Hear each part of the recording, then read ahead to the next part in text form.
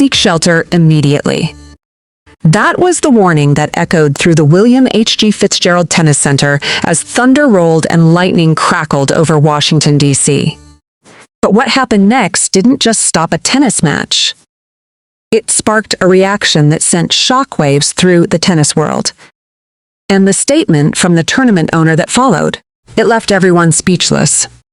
The crowd had waited 3 hours, 3 long, agonizing hours of watching the sky, checking radar apps, and praying for the rain to stop. When Eala and Jessica Pegula finally walked onto the court at the William H.G. Fitzgerald Tennis Center on Sunday afternoon, the tension was electric. The highly anticipated clash between the Filipino star and the American world number 3 was set to be the crowning moment of the tournament. Originally scheduled for 12 p.m.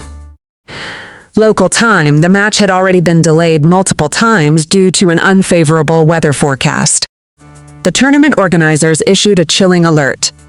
Everyone on site should seek shelter immediately. Lightning crackled near the Rock Creek Park Tennis Center as thunder rolled over Washington, D.C.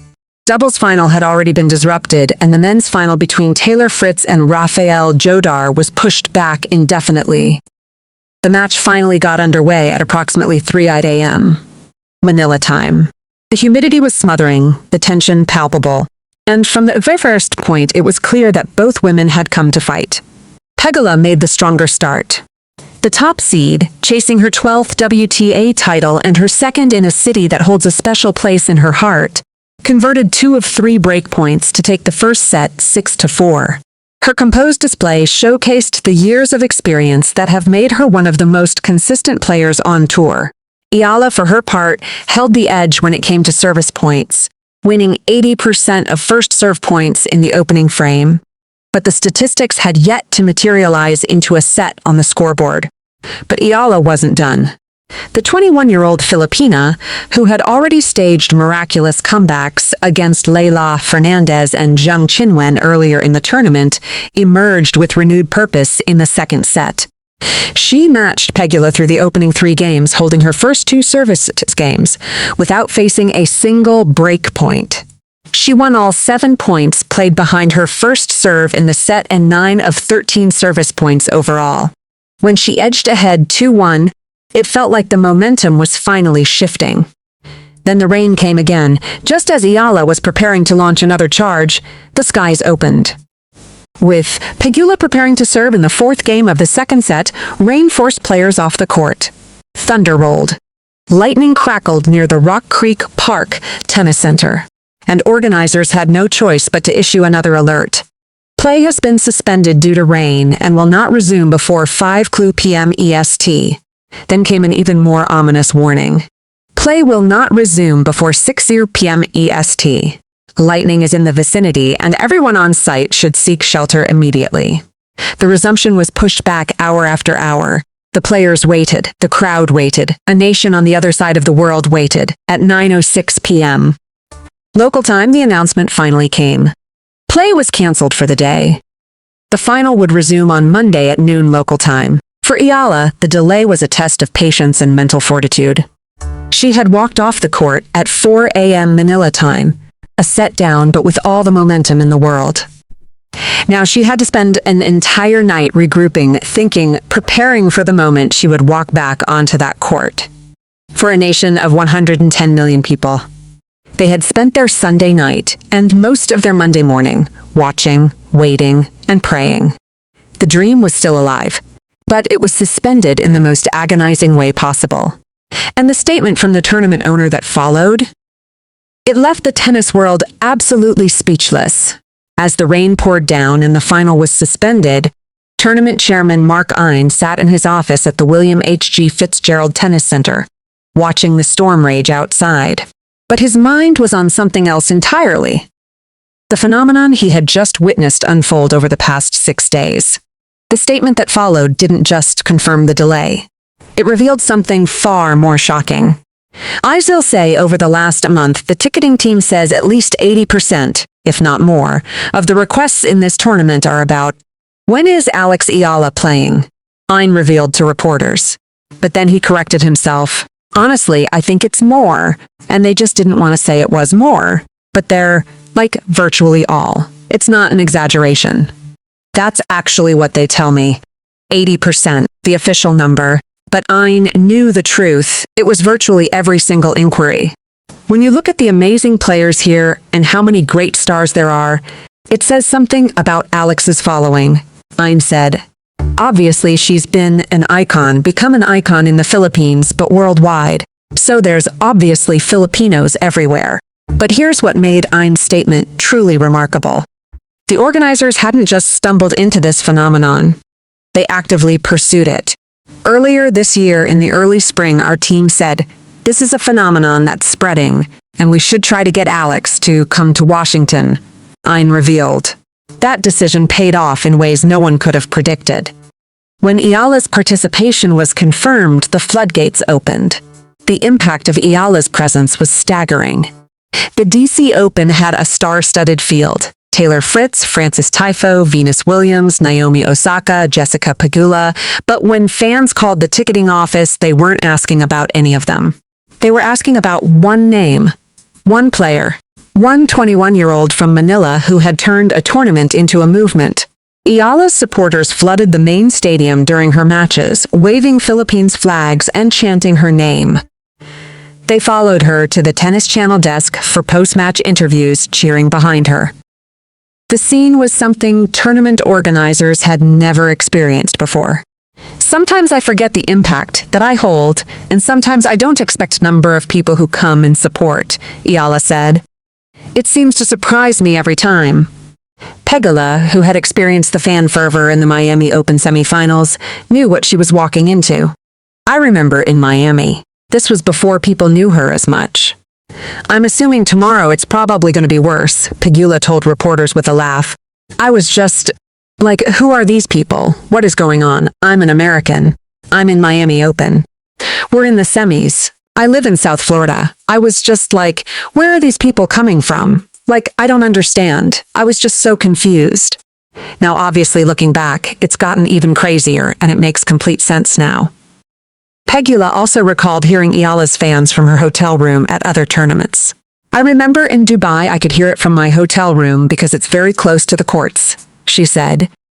I think it's awesome for the sport, Pegula said. She's able to draw these crowds, and she's not even a top 5 player yet. I've seen it at all the tournaments we've been at this year. She's usually on a bigger court because they have to put her on a bigger court. Usually you hear the crowd from every single court around her. Ein's words resonated far beyond Washington.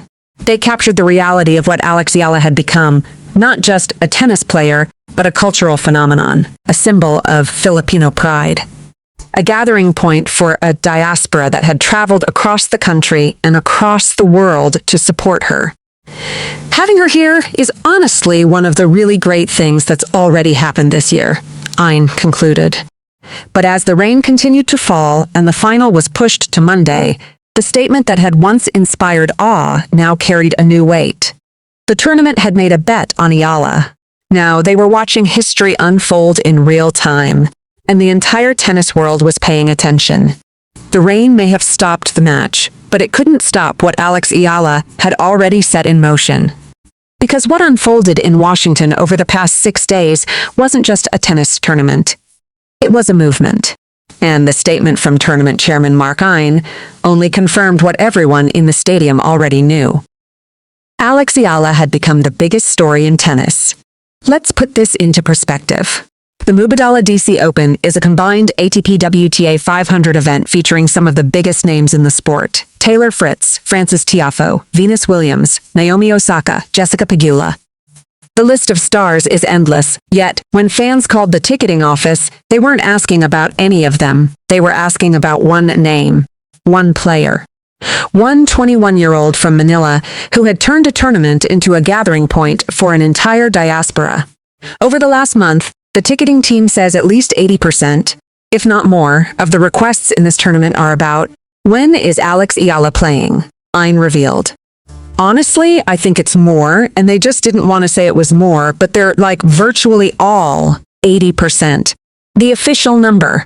But I knew the truth. It was virtually every single inquiry. The fans who made those calls didn't just talk. They showed up. They flooded the main stadium during Eala's matches, waving Philippines flags and cheering with an intensity that bordered on religious fervor. They followed her to the Tennis Channel desk for post-match interviews, cheering behind her. They turned the William H.G. Fitzgerald Tennis Center into something that felt less like a tennis venue and more like a celebration of Filipino pride. Sometimes I forget the impact that I hold, and sometimes I don't expect the number of people who come and support, Eala said. It seems to surprise me every time. But here's what makes this phenomenon truly remarkable. It didn't start in Washington. It has been building for months. At Wimbledon, Eala was surprised to find a crowd made up largely of Filipino supporters, despite the difficulty of obtaining tickets. She described it as having a home crowd at one of tennis' biggest events. In Dubai, Jessica Pegula could hear Eala's fans from her hotel room because the courts were so close. I think it's awesome for the sport, Pegula said. She's able to draw these crowds and she's not even a top 5 player yet. I've seen it at all the tournaments we've been at this year. She's usually on a bigger court because they have to put her on a bigger court. Usually you hear the crowd from every single court around her. Andy Roddick, the former world #1, had already noticed the phenomenon. Ealamania is fun, he said on his podcast Served. Imagine, where you live, whatever the biggest venue you have nearby, organizing parties to watch a 4th-round match of Wimbledon and not having space. He called it a movement within tennis that did not exist a few years ago and said Eala is attracting more tennis fans in a very committed and passionate way. The organizers had seen this coming. Earlier this year in the early spring, our team said, "This is a phenomenon that's spreading, and we should try to get Alex to come to Washington." Ein revealed. That decision paid off in ways no one could have predicted. When Eala's participation was confirmed, the floodgates opened.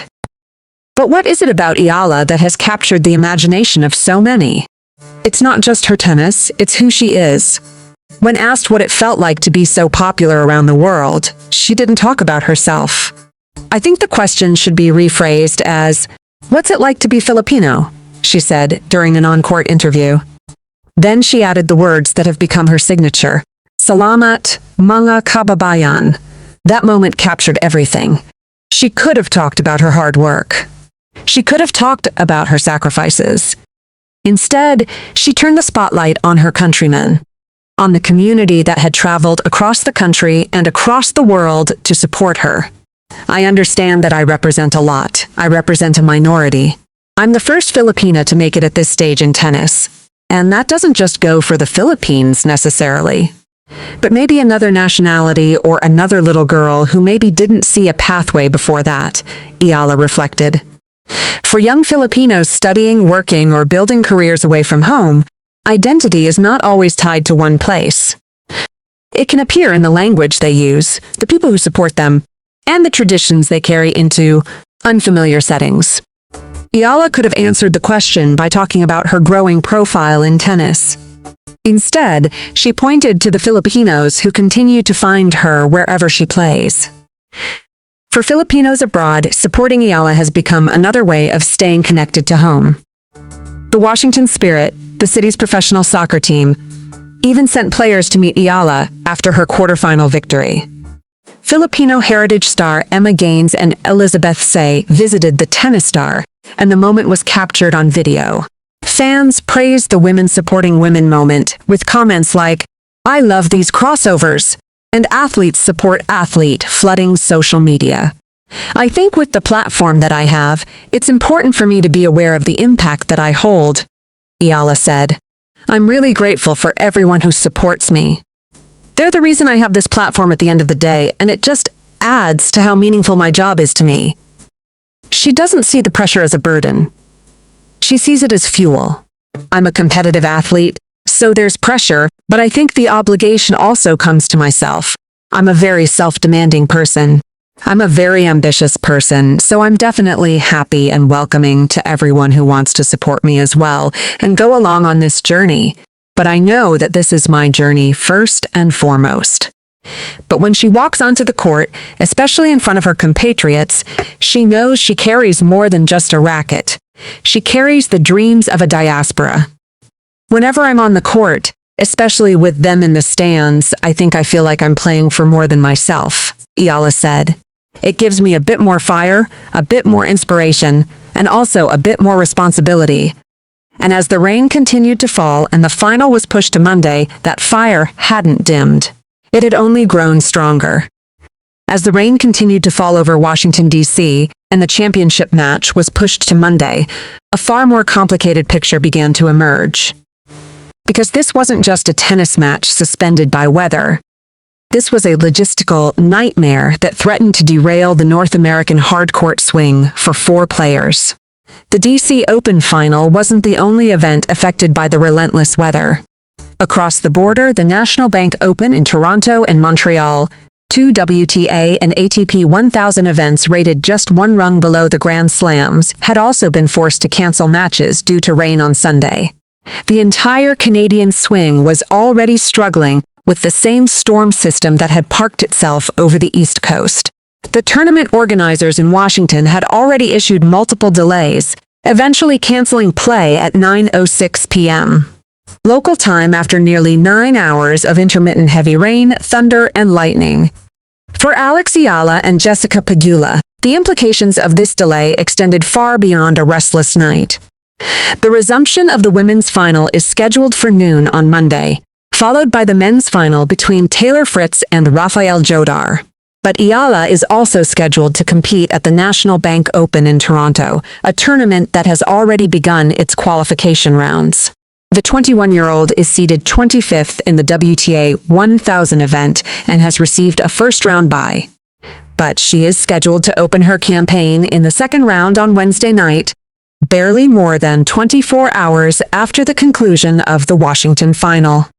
The tight turnaround would give the Filipina barely more than 24 hours between the conclusion of the Washington final and her opening match in Toronto, leaving little time for recovery and travel. This is the brutal reality of professional tennis. There are no off days, no grace periods. The tour moves relentlessly from one city to the next, and players are expected to perform at their peak regardless of the circumstances. For Eala, the math is unforgiving. If the final resumes at noon Monday and goes 3 sets, she could be on court until mid-afternoon. Then she faces a flight to Toronto, approximately 1 hour and 30 minutes. Time zone differences, recovery, practice, and media obligations. By the time she steps onto the court in Canada, she will have had barely 24 hours to recover from the biggest match of her career. All 4 finalists in Washington have first-round byes in Canada, noted the New York Times. That gives them a slight window of breathing room, but not much. The mental toll is arguably more significant than the physical. Eala had walked off the court with momentum in the second set, having held her first 2 service games and taken a 2-1 lead. Then the rain came, and with it the uncertainty, hours of waiting, hours of thinking, hours of replaying every point in her mind. The rain delay isn't just about time, it's about mental fortitude. It's about staying locked in when everything is out of your control. It's about finding a way to maintain the level of play you had hours before, when the adrenaline was pumping and the crowd was roaring. For the Filipino fans who had stayed up until 3:57 a.m., Manila time to watch the match, the delay was heartbreak. They had watched Eala battle back from a set down, win all 7 points behind her first serve in the second set, and edge ahead 2-1 before the weather intervened. Now they had to wait another full day. The resumption was scheduled for midnight in the Philippines on Monday. Another sleepless night, another roller coaster of emotions. But the delay also had a silver lining for Eala. It gave her time to think, time to plan, time to remember that she had already staged miraculous comebacks against Leylah Fernandez and Zheng Qinwen earlier in the tournament. She knows what it takes to fight back. She knows she can do it. Now she just needs the rain to stop. The rain stopped. The skies cleared. And on Monday afternoon, Eala walked back onto the William H.G. Fitzgerald Tennis Center to finish what she started. But the storm that had delayed the match left behind more than just a wet court. It left behind a schedule that had been thrown into chaos, a nation still holding its breath, and two players facing one of the most mentally grueling challenges of their careers. The tournament organizers had done everything they could. After nearly 9 hours of intermittent heavy rain, thunder, and lightning on Sunday, the DC Open officially postponed the women's final at 9:06 p.m. local time. The resumption was scheduled for noon on Monday, followed by the men's final between Taylor Fritz and Rafael Jodar. For the thousands of fans who had waited through the delays, the announcement was a relief. But for Eala and Pegula, the wait was just beginning. The mental toll of a rain delay is something only athletes understand. You spend hours preparing, visualizing, and building momentum. You step onto the court, find your rhythm, and then everything stops. The adrenaline fades, the crowd disperses. And you're left alone with your thoughts, replaying every point, wondering what could have been. Eala had walked off the court trailing 6-4 in the first set but leading 2-1 in the second. She had won all 7 points played behind her first serve in the second set and 9 of 13 service points overall. The momentum was shifting, and then the rain came. Neither player had faced a break point in the second set before the weather forced them off stadium court. That statistic told the story of a match that was just beginning to find its rhythm, and a player who was just beginning to believe.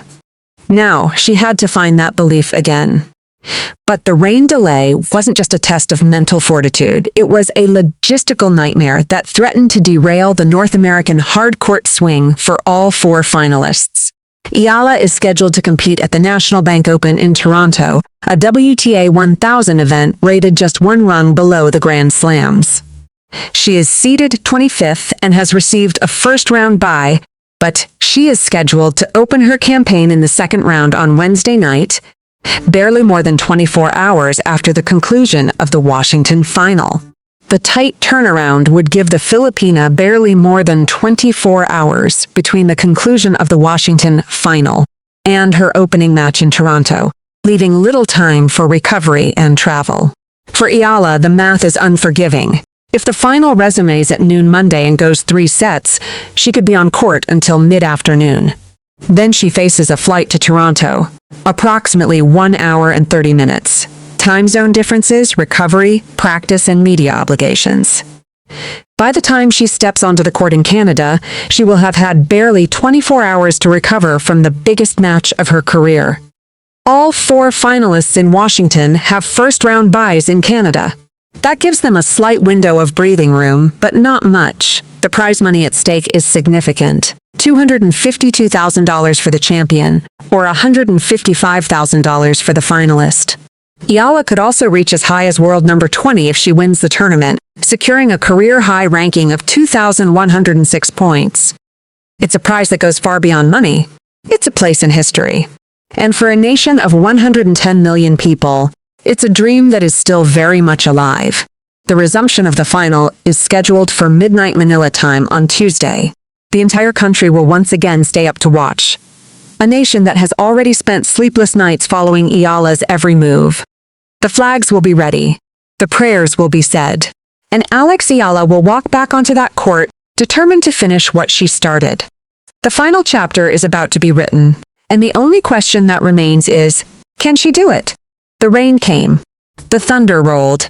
The final was suspended with Pegula leading 6-4, 1-2. But Alex Eala has already proven she can stage miraculous comebacks. She has beaten Olympic gold medalists, defending champions, world number 10s, and 4-time Grand Slam winners.